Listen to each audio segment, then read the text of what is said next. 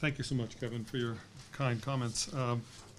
Yeah, this is a very different discussion than the discussion of inequality that's been going on recently in the U.S. in particular. I just flew in from Jordan, where Joe Stiglitz, Kaushik Basu, and a few other people had been talking about inequality, but it seems to be a discussion at the upper end. And what we're doing here is the discussion where it really, really matters to people on the ground, where small changes create incredible impact on their very lives. So I think that my own work has been motivated by trying to include the fact that different poor people are different. They have a different condition in many different dimensions. And these ways in which they're different really should be revealed for good policy. The regions have different intensity of poverty, and people within a region also have different intensities of poverty. The distribution of intensity should be monitored and understood. Monetary measures can do some part of the hard work, but much is missed with them. There are key ways in which people differ, which involve other dimensions of well-being, and this can only be captured by multidimensional measures such as the MPI. The technology behind the MPI can help reveal three types of inequalities, what I call vertical inequalities, as we've seen with Sabina's discussion of destitution, and generally the inequality discussion of Suman's, up and down the distribution, but also horizontally across different groups, as with no one left behind. The subgroup decomposition properties of these measures really shine at that point. In the discussion of the urban and rural, it was the decomposition that allowed that kind of coherent discussion to take place. And then finally, the third type of inequality is dimensional inequality, ways in which we differ across dimensions. And this aspect of it is hidden by so many of the measures that we look at. And these particular measures, the MPI and their cousins, get right into the dimensional aspects of inequality.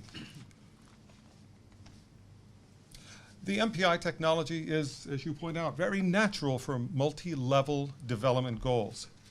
It offers a front page type of headline that you can see, appreciate, and monitor over time, but as well as a coherent system of other statistics that are interrelated with that top of the page headline for further analysis and for directing policy.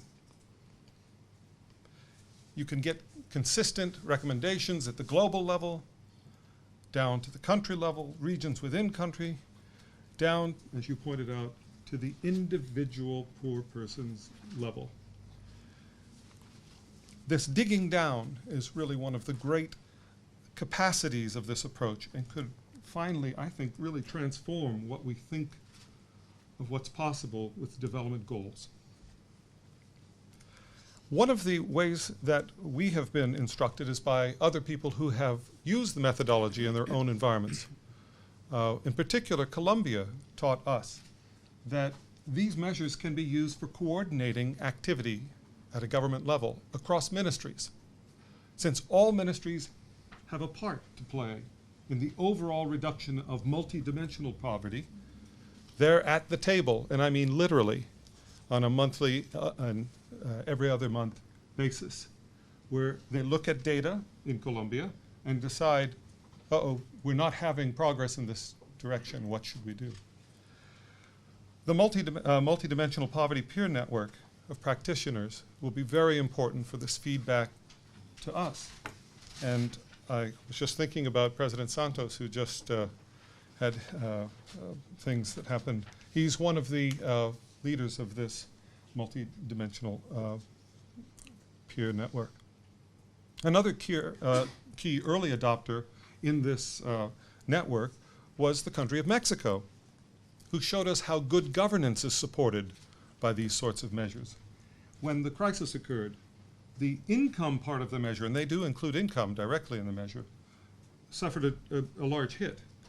But the other parts of the measure, dealing with social services and requirements that they feel are necessary for their people, they kept going up. in terms of their positive outcomes. Poverty or deprivation in those dimensions were falling. And so the people could see what progress was being made even when there was a problem in another dimension that was out of their control. The technology also has broader applications to destitution, as we've seen here, but also to the vulnerable group. The cutoffs could be raised to include the next group that might be falling into poverty. As more countries adopt their own versions of these, we really look forward to receiving more information from how they are using it in new and innovative ways. I do want to respond to a couple of your questions, but briefly, if you will. Very briefly, why equal weights? Look, it's a first approach. Very often we try to separate out important dimensions, each of which has equal weight. And then within the group, if we really don't have a good deal of discernment and fundamental response that says we must go with more weight here, then we have provided equal weight as that first cut. Individual countries have gone in other directions. Half of the weight on Mexico is on income.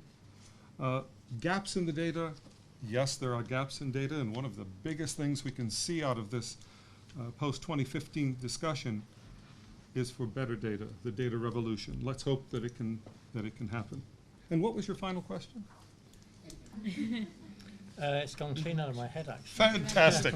On that note, let's find some questions from people here and out in the audience. Let's turn to questions from the floor. We've actually, as we've been rolling here, there have been questions coming in online from our audience.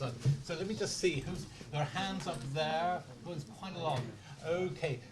Well, I'm going to take them in bunches of, say, 3. I'll make sure they are answered, but to get us through as many as possible. Can you wait for the microphone to come, and can then you give us a clue who you are, and if you've got an association with anything, let us know about that as well. And remember that you are being recorded. Okay, the gentleman here, the gentleman there, and then the lady at the back.